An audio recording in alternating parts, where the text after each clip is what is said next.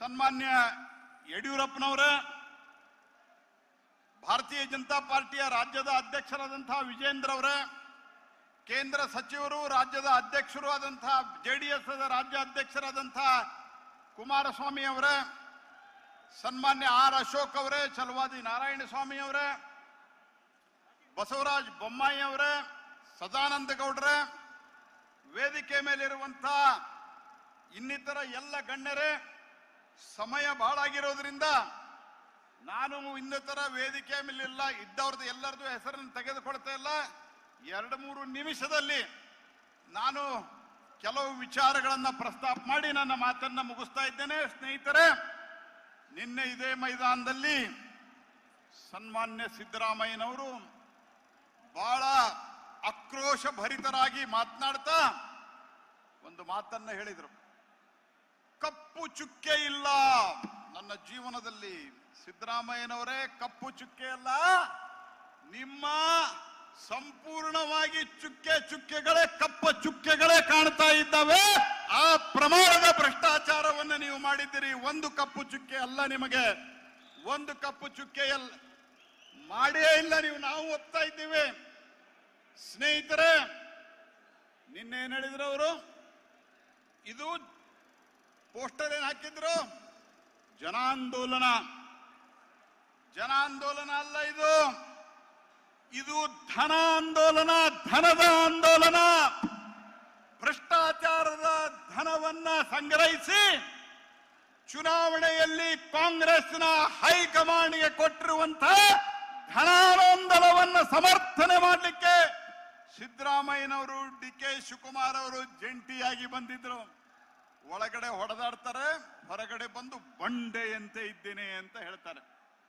ಸ್ನೇಹಿತರೆ, ಭಾರತೀಯ ಜನತಾ ಪಾರ್ಟಿ ವಿಜೇಂದ್ರ ಅವರು ಹಾಗೂ ಕುಮಾರಸ್ವಾಮಿ ಅವರ ನೇತೃತ್ವದಲ್ಲಿ, ಆರ್ ಅಶೋಕ್ ಅವರ ನೇತೃತ್ವದಲ್ಲಿ ಈ ಒಂದು ಪಾದಯಾತ್ರೆ ಯಶಸ್ವಿಯಾಗಿದೆ ಅನ್ನಲಿಕ್ಕೆ ಏಕೈಕ ಉದಾಹರಣೆ ಮೊದಲನೇ ಬಾರಿಗೆ ಸಿದ್ದರಾಮಯ್ಯನವರು ಹೇಳಿದ್ದಾರೆ, 14 ಸೈಟ್ಗಳನ್ನ ವಾಪಸ್ ಕೊಡ್ಲಿಕ್ಕೆ ನಾನು ತಯಾರಿದ್ದೇನೆ ಅಂತ ಹೇಳಿ.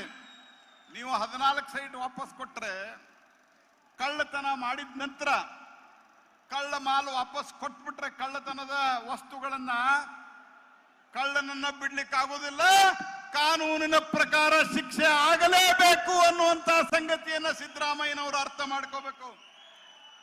ಹಾಗೂ ವಾಲ್ಮೀಕಿ ಹಗರಣ, ಇದು ಕೂಡ ಇಡೀ ದೇಶದಲ್ಲಿ ಚರ್ಚೆ ಆಗ್ತಾ ಇದೆ.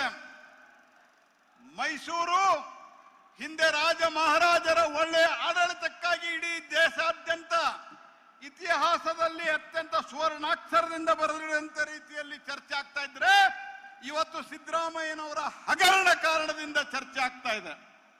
ಸ್ನೇಹಿತರೆ, ನಿನ್ನೆ ಇನ್ನೊಂದು ಮಾತನ್ನು ಹೇಳಿದ್ದಾರೆ, ನಾನು ಹಿಂದುಳಿದವನು, ಅದಕ್ಕಾಗಿ ನನ್ನನ್ನ ಟಾರ್ಗೆಟ್ ಮಾಡ್ತಾ ಇದ್ದಾರೆ ಅಂತ. ಈ ರೀತಿಯಾದಂತ ಛತ್ರಿ ಇಟ್ಕೊಂಡು ಹೋಗ್ಲಿಕ್ಕೆ, ಕೊಡೆ ಇಟ್ಕೊಂಡು ಹೋಗ್ಲಿಕ್ಕೆ ಜನ ನಿಮ್ಮನೆ ಬಿಡುವುದಿಲ್ಲ. ಇವತ್ತು SC ST ಹಣವನ್ನ, SEP TSP ಹಣವನ್ನ ಡೈವರ್ಟ್ ಮಾಡಿದವರು ನೀವು. ST ಹಣವನ್ನ 89 ಕೋಟಿ ರೂಪಾಯಿ ತಿಂದು ನುಂಗಿ ನೀರು ಕುಡಿದಿದ್ದೀವಿ ಅಂತ ಹೇಳಿ ವಿಧಾನಸೌಧದಲ್ಲಿ ಒಪ್ಪಿಕೊಂಡಿರುವಂತ ಒಬ್ಬ ಭ್ರಷ್ಟ ರಾಜಕಾರಣಿ ನೀವು. ಹಾಗಾಗಿ ನಿಮಗೆ ಯಾವುದೇ ಈ ರೀತಿ ಮಾತನಾಡಲಿಕ್ಕೆ ಅಧಿಕಾರ ಇಲ್ಲ. ಮತ್ತು ಕಾಂಗ್ರೆಸ್ ಪಾರ್ಟಿ ಅದರ DNA-ದಲ್ಲಿ ಭ್ರಷ್ಟಾಚಾರ ಇದೆ ಅಂತ ನಾನು ಕಳೆದ ಬಾರಿ ಹೇಳಿದ್ದೆ.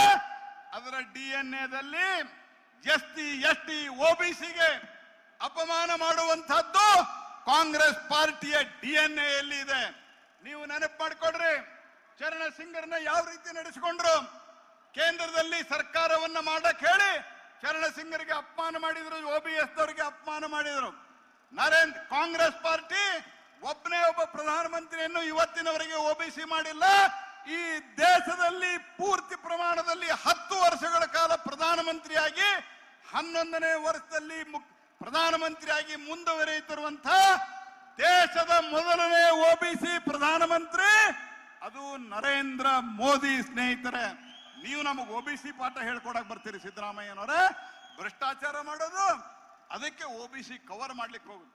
ಒಬಿಸಿ ಅವರಿಗೆ ಅನ್ಯಾಯ ಮಾಡಿದ್ದು, ಸೀತಾರಾಮ್ ಕೇಸರಿ ಅವರಿಗೆ ಅನ್ಯಾಯ ಮಾಡಿದ್ದು, ಬಾಬು ಜಗಜೀವನ್ ರಾಮ್ ಅವರಿಗೆ ಅನ್ಯಾಯ ಮಾಡಿದ್ದು. ಇದು ಕಾಂಗ್ರೆಸ್ ಪಾರ್ಟಿಯ ಇತಿಹಾಸ ಸ್ನೇಹಿತರೆ. ಹಾಗಾಗಿ ನಾನು ಬಹಳ ವಿವರಕ್ಕೆ ಹೋಗುದಿಲ್ಲ.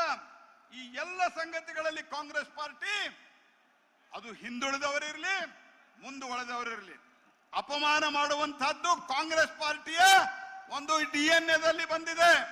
ಹಾಗಾಗಿ ಸ್ನೇಹಿತರೆ, ಭಾರತೀಯ ಜನತಾ ಪಾರ್ಟಿ ನ್ಯಾಯಕ್ಕಾಗಿ ಭ್ರಷ್ಟಾಚಾರದ ವಿರುದ್ಧ ನಮ್ಮ ರಾಜ್ಯ ಅಧ್ಯಕ್ಷರಾದಂತಹ ವಿಜೇಂದ್ರ ಅವರ ನೇತೃತ್ವದಲ್ಲಿ, JDS ಅಧ್ಯಕ್ಷರಾದಂತಹ ಕುಮಾರಸ್ವಾಮಿ ಅವರ ನೇತೃತ್ವದಲ್ಲಿ ಹೋರಾಟ ಮಾಡ್ತಾ ಇದ್ದೇವೆ.